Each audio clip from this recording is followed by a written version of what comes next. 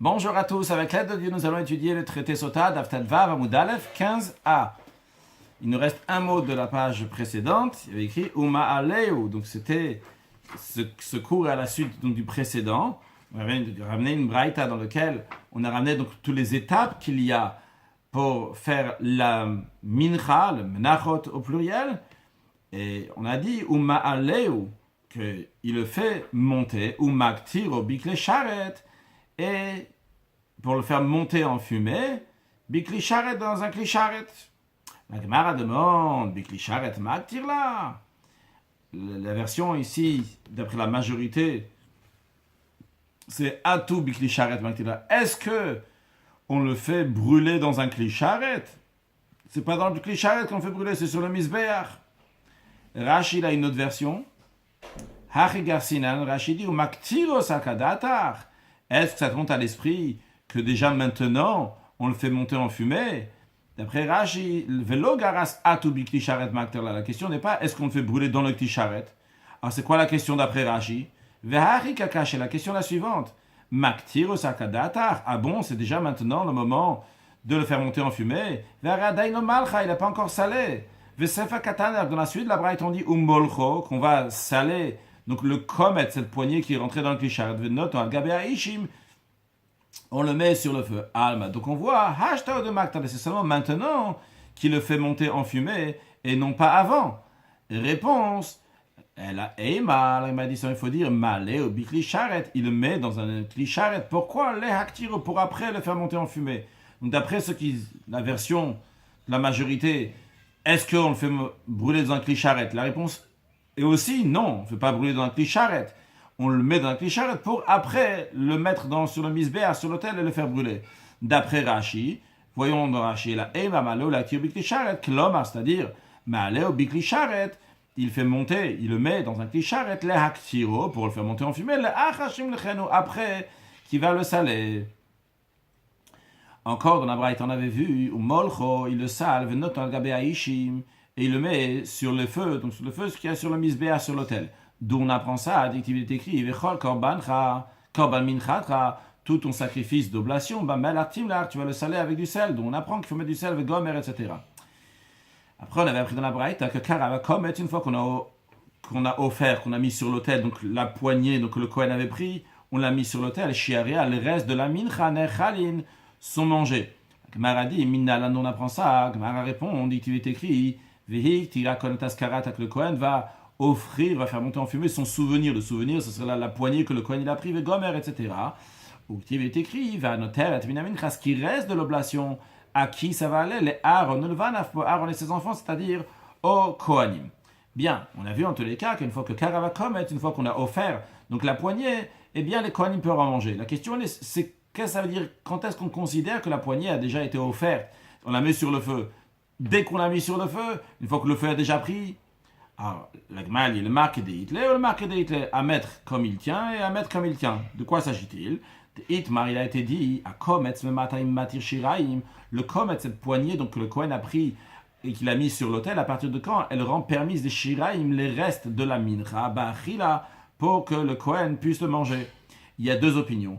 Rabbi Hanina, Rabbi Hanina dit, Meshitish lota boao, dès que le feu prenne le dessus, dès que maintenant il y a beaucoup de feu sur toute la poignée qui a été mise sur le Mizbeach, sur l'autel, même que le feu n'a pas encore consumé, pris intérieurement le comète de cette poignée-là, eh bien déjà, les Kohanim peuvent manger les restes. Par contre, Rabbi Yochanan dit plus, il faut que le feu va rentrer, va prendre dans la majorité de la mincha.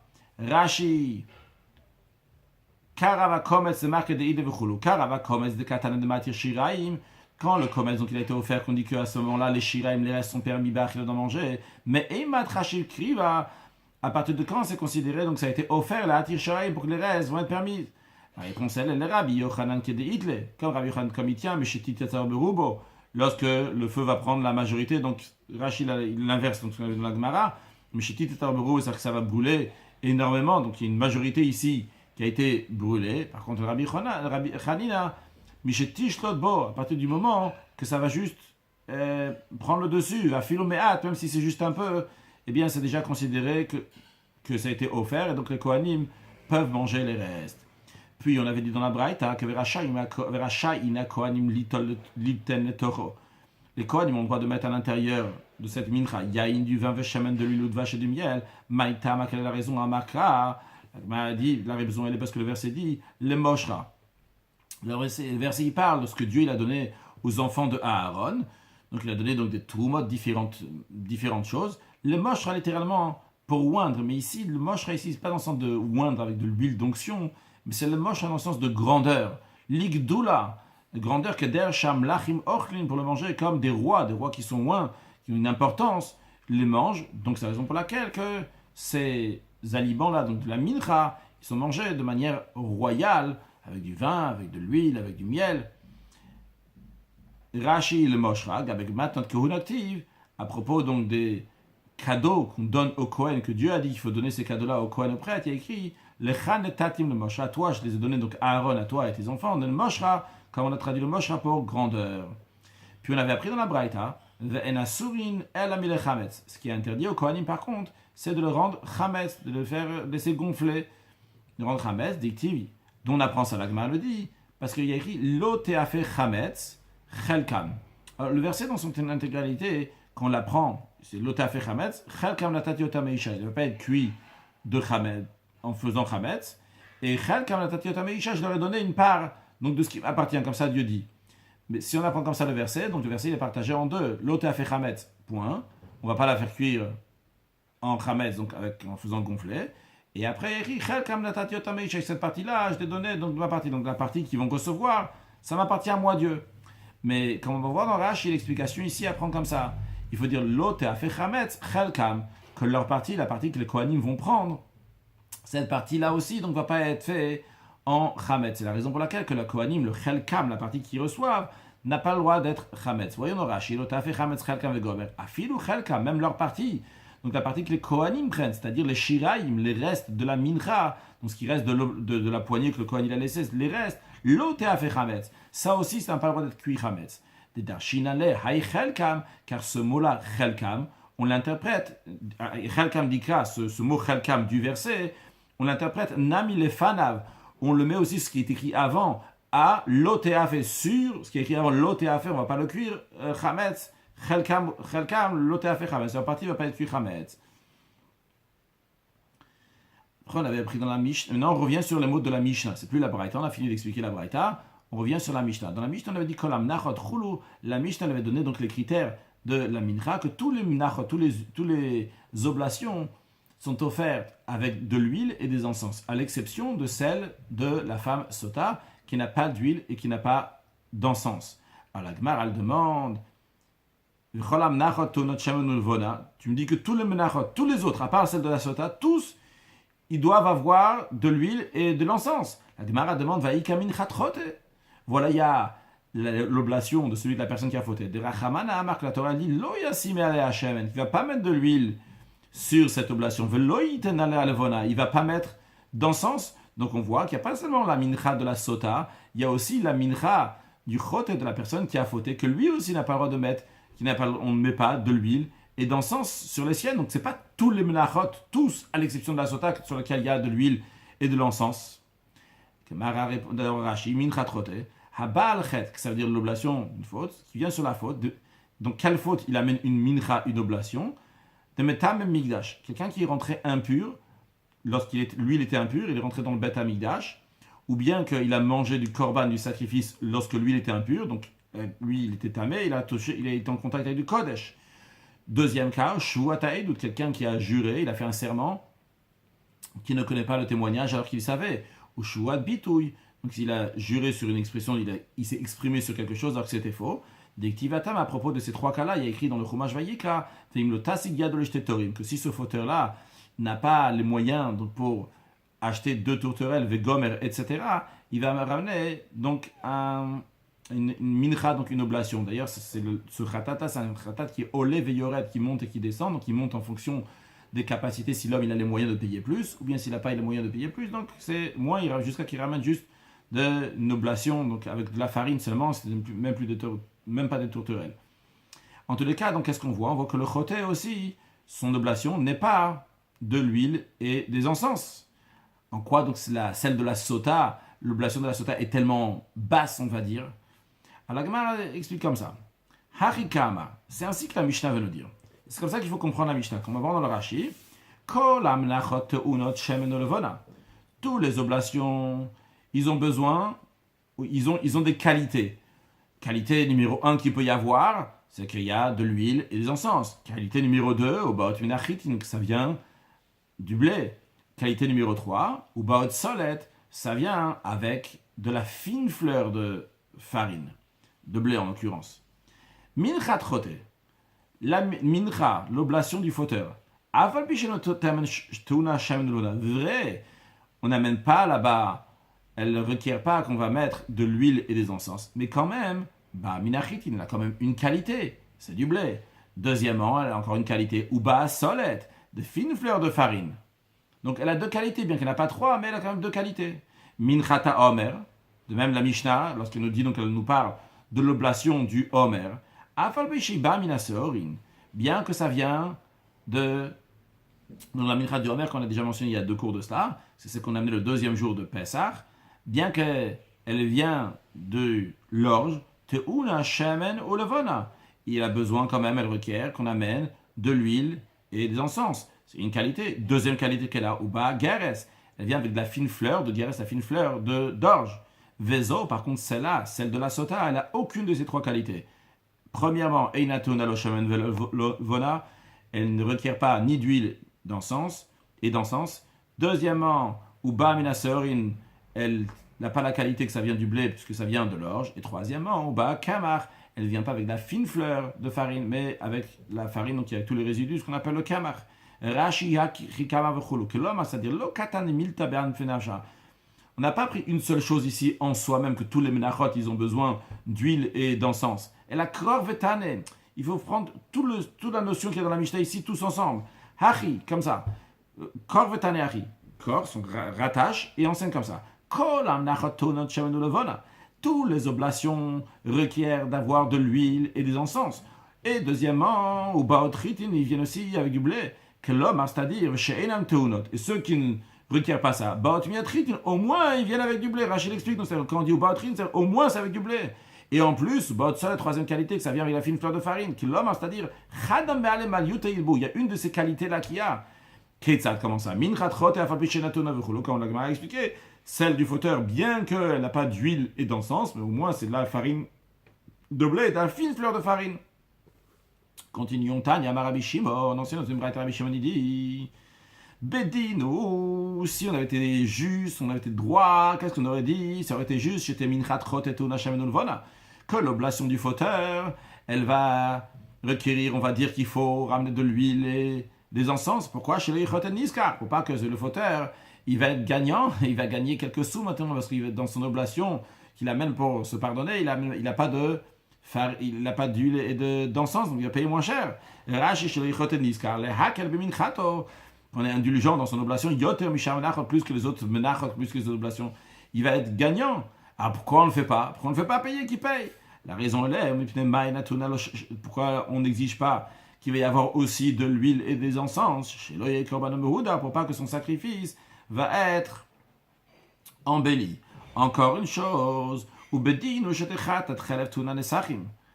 ça aurait été juste que le khatat chelev, celui qui a fait une faute dans lequel il doit amener un sacrifice de khatat expiatoire, il devrait amener des nesachim. Les nesachim, c'est des libations, donc amener du vin avec son sacrifice. Pourquoi ça s'appelle khatat chelev? Le sacrifice expiatoire pour de la graisse. Le sacrifice expiatoire n'est pas amené seulement si quelqu'un a amené une graisse qui était interdite. Rashi explique, khatat chelev, kol khatat stam. Rashi nous dit que toute khatat ordinaire, stam, car khatat chelev, on appelle ça un khatat chelev de graisse. Pourquoi? Quel rapport? Des bata chelev, parce qu'après que la Torah, elle dit donc ne pas manger de graisse interdite, il est écrit, kol chelev vechol dam lotochelu. Vous n'allez pas manger de graisse et de sang. Et à la suite de ça, Octivatré, juste après, il y a écrit Parachatrat, la section qui parle d'amener le sacrifice expiatoire. Donc on devrait amener des nesachim. C'est quoi des nesachim de libation? Rashi nous dit Solet, le mincha, la fine fleur de farine pour la libation, veisaron la kaves yain, et qu'on amène donc un agneau, il va amener avec donc un isaron, un dixième c'est un dixième d'une efa qui correspond environ à 1,5 kg. Le shemen revitaïn, un shemen, le quart d'un in c'est 12 logs, donc c'est un quart de log, ça correspond environ à 3 logs, ça représente à 3 revit, on va dire environ à 270, non, 250 grammes, quelque chose comme ça. Donc, shemen d'huile, qui moi shemakrim le ola ou shlamim, comme on offre pour le sacrifice ola, holocauste, et le sacrifice qui s'appelle shlamim, qu'on amène les nesachim. Donc ici aussi, celui qui amène le chatat chelel, qui amène le sacrifice expiatoire, il devrait amener les nesachim. Continue la Gemara, biptema, einateunot. Et pourquoi on ne requiert pas qu'il va y avoir des nesachim de libation? Rashi, umtema, einateunot. D'où on sait que einateunot, on ne requiert pas qu'il y a des nesachim de libation? Rashi nous dit, parce que dit parachat nesachim, parce qu'il y a écrit lorsque la Torah elle parle, dans la section qui parle d'amener des libations, dit qui est-ce qui amène ces libations-là? Le falen neder obindav, à la personne qui a dit qu'il amène, il a fait un vœu d'amener des sacrifices, ou bien qui a fait un don de sacrifice. On apprend de ça que Habba Bedendava, ce qui vient par un vœu ou un don de la personne, Taun Nesarim, ça il y a besoin de libation. Par contre, le sacrifice expiatoire, le sacrifice délictif, ne requiert pas de libation. Donc, la question elle est, pourquoi pas? Il aurait dû amener, pour pas gagner de l'argent, qu'il n'a pas besoin d'amener ses Nesarim, ses libations. La raison, elle est, pour pas que son sacrifice va être embelli. Parce que cette personne a fauté. On ne veut pas que son sacrifice va être embelli, mais il faut qu'il amène le minimum strict nécessaire. La Gemara a dit, par contre, le sacrifice expiatoire, le sacrifice délictif qu'amène le lépreux, une fois qu'il a fini, donc il est purifié de sa lettre, eux ont oui besoin de libation. Pourquoi? Parce que eux, à différencier du sacrifice Khatat, la personne a fauté. Ici, cette personne n'a pas fauté. C'est pour ça qu'il faut amener de libation. Rashi, Khatat, le sacrifice expiatoire et délictif du lépreux, Itrab ou Behedia les Nesachim. Ils ont été rajoutés. Ça, la Torah dit clairement que eux, il faut oui amener la libation. Mais Masechet Menachot, Perish Temida de là-bas, on déduit clairement qu'il faut oui amener la libation. Donc, dans tous les cas, on comprend que quand il s'agit d'une faute, à ce moment-là, on dit tu n'amènes pas de nesachim de libation. Par contre, quand il ne s'agit pas de faute, tu amènes un sacrifice. C'est bien à ce moment-là, même si un korban khatat, un sacrifice expiatoire, mais vu qu'il ne s'agit pas de faute, eh bien, tu amènes des nesachim de libation aussi avec. Et en l'occurrence, on parle du Metzora, que lui n'a pas fauté, juste il a été lépreux. C'est la raison pour laquelle, quand il amène son sacrifice, il amène aussi des libations. Comme ça, on a compris. La Gemara demande, il a bon, il a dit à Rabbi Yonatan al-Shiva dvarim de gaim baim vechulu, que sur 7 choses, les plaies, donc la lèpre, arrivent sur la personne vechulu, etc. Rashi nous dit, al-Shiva dvarim de gaim baim, ou mefaresh lo be'erkin, on dit, dans le traité Erkin, il y a écrit c'est quoi ces 7 choses-là? Peret Yesh Erkin, dans le chapitre qui s'appelle Yesh Erkin, là-bas il y a écrit, quand c'est l'Ashonara, la médisance, c'est-à-dire en shfichut dam, parce que la personne, donc elle fait couler du sang, quelqu'un qui a fait un serment en vain, quelqu'un qui a eu donc des gilouya raya, des unions qui sont interdites, quelqu'un qui a le gasutarouar, de l'arrogance, quelqu'un donc qui vole, et quelqu'un donc qui est avare à cause de cette tsaroutaïn, à cause de ça, à cause de cette chose-là, la tsarat, la lèpre vient. Donc cette personne-là, si elle a été lépreuse, elle a oui fauté. Comment on dit que cette personne n'a pas fauté? La Gemara répond, là-bas, là-bas, de sa lèpre, il a été pardonné. Qu'est-ce que c'est de sa lèpre, il a été pardonné? Rashi, Midgaï, Yisurim, les souffrances, ou Bochet, et la honte, Shel Nega, de cette lèpre, de cette plaie, qui pour l'autre traite, ça lui a pardonné sur les fautes. Donc pourquoi la faute, la plaie est arrivée, la lèpre est arrivée à cause d'une faute? Par la plaie, il a été déjà pardonné. Continue la Gemara. Qui maïte korban, quand il amène le sacrifice c'est déjà fini maintenant. C'est pas ici pour pardonner sa faute. Quand il amène le korban, ça y est, c'est pour pouvoir manger ce qui est kodesh, des sacrifices donc qui sont saints, qui amènent sacrifice. Donc il amène des sacrifices pour pouvoir passer maintenant au statut de quelqu'un qui peut manger des choses qui sont saintes, donc pouvoir manger des sacrifices, comme Rashi nous dit. Korban, lorsqu'il amène le sacrifice, c'est pour devenir permis de manger du kodesh de saint, c'est pour ça qu'il amène. Chez Yesh Tumot, quand il y a des impuretés, chez Tzrichana Katuv Kapara le Taratan, que la Torah a décidé qu'il y a besoin d'une kapara, un pardon, pour devenir pur maintenant.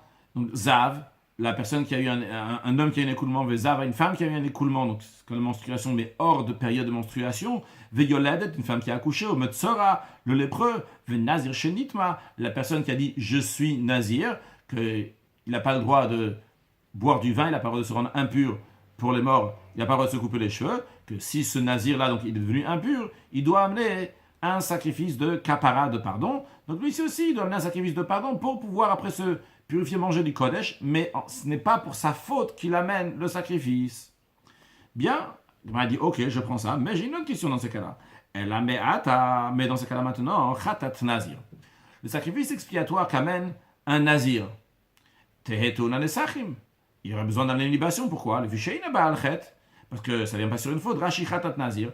De quel sacrifice expiatoire du nazir s'agit-il ici? Shemevi bimlot yemenizo. Lorsqu'il a fini sa nazirut, nazir au singulier, nazirut au pluriel, lorsqu'il a fini ses jours. Par exemple, il a dit 30 jours, je suis nazir, ou 60 jours, 90 jours, je suis nazir, ou un an, je suis nazir. Une fois qu'il a fini, en tous les cas, d'être nazir, il amène un khatat, un sacrifice expiatoire, un hola, sacrifice holocauste, et un sacrifice ou shlam qui s'appelle shlamim.